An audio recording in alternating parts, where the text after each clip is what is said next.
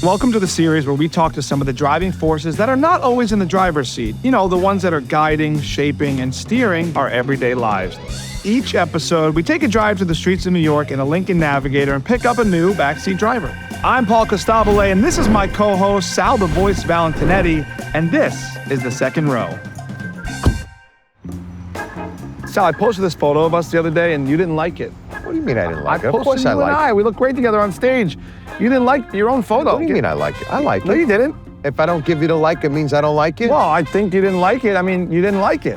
When you get a like on social media now, it gives value. It's so ingrained in culture, but it had to start somewhere, right? We're talking to this guy, Bob, today.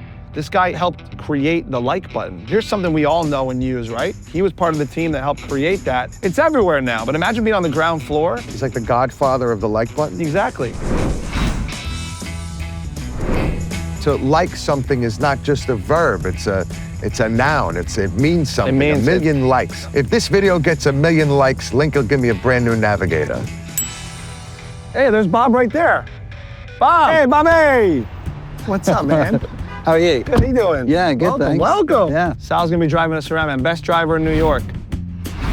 It's amazing that we're talking about being unique and innovation and being a part of the team that created the like button, being a big part of creating the like button. How would you describe what you do to somebody who doesn't know? What do you say to them? I come alive when I'm thinking about things that don't yet exist and could exist. And then either building them or supporting great people to build those things. I love to be like on what I think of as the forefront of new things. And it's messy and it's hard and it's, a lot of things don't work when you're in that place. Yeah. But some things do, and that's what makes it worthwhile. With that being said, I have to do this to you. Oh, I'm actually impressed with myself. I didn't do this to him the second he walked in the car. How many times have people come up to you and go, hey, I like it? I'm getting it more often. Really? At the moment, yeah, which is good because I love that gesture. Yeah, it's good. It's better than another finger gesture, right? Well, that's true. Walk me through how that happened, because that's something that's shaped culture, shaped tech, shaped social media. Yeah, it didn't feel like a big deal at the time. And this little button, this like button, it's clicked more than 50 billion times a day. So it's big, it's important, it's doing something for us. But 20 years ago, it didn't exist. But the day that we made a contribution to its evolution, I was working as a product manager at Yelp. You sketched the thumbs up, right? It was not the obvious choice at the time. People were trying all kinds of different ideas. They were trying coins, they were trying smiley faces, they were trying hearts. But things actually evolve based on what the users want and what people want. And it was natural that the thumb would evolve to be the thing that in the West is the appropriate gesture.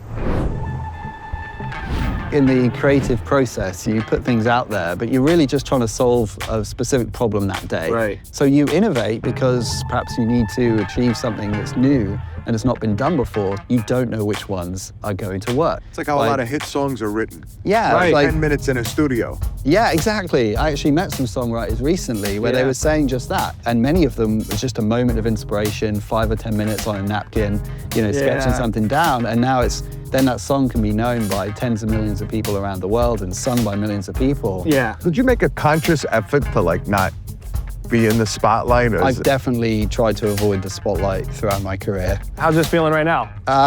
New, different. I get my satisfaction from the fact that people use the products that I design and build and contribute to, and that they're useful and they do something important for people. That's the real reward of designing things. And what's so surprising is that when you let go of the outcome in that way, you end up doing much better work.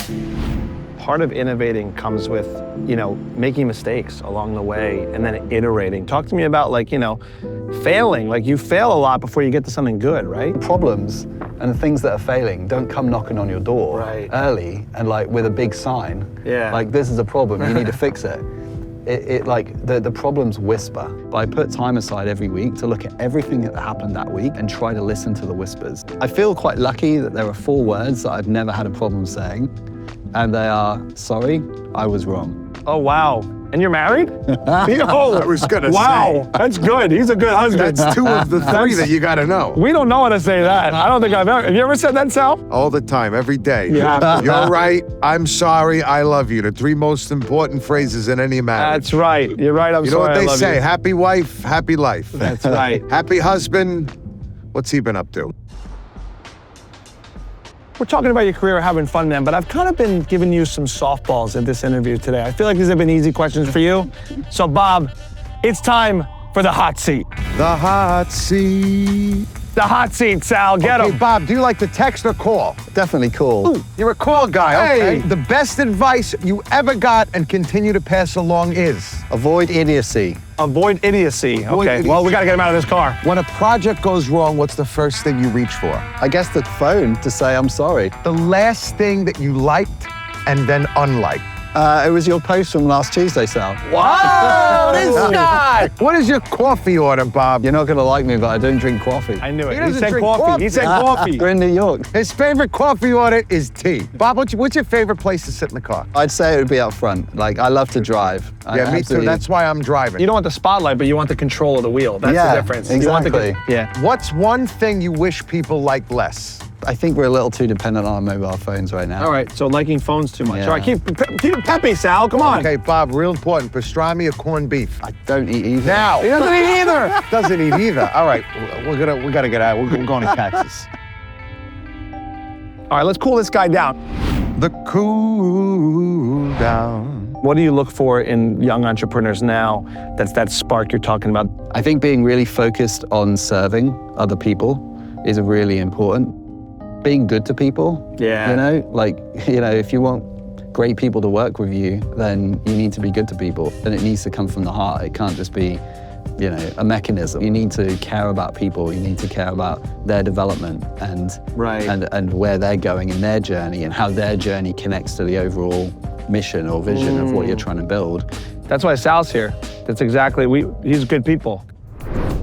We're in New York. People always have something to say. Let's get a question for Bob from the outside. Questions from the outside. Oh, look at this. I got one right away. It's unbelievable. I love this town. All right, Bob, you just got hired to design the meh button. What does it look like? Meh. You can't say meh without using your shoulders in some way, can you? You have to A shrug. Meh. All right, get your designers on there, man. Let's do it, man. Meh. Should be a We meh would use button. that. I'd use a meh button. Yeah. Bob, it was so good chatting with you, man. Thanks for coming. Yeah, thanks for the ride. You got it. See you later, man. All right, see ya. Have a good Bob, day. all right? See you, Sal. I'll see you soon. What a guy, huh? What a guy. Bobby. I like that guy. I like that guy, too. I really like that I guy. like him.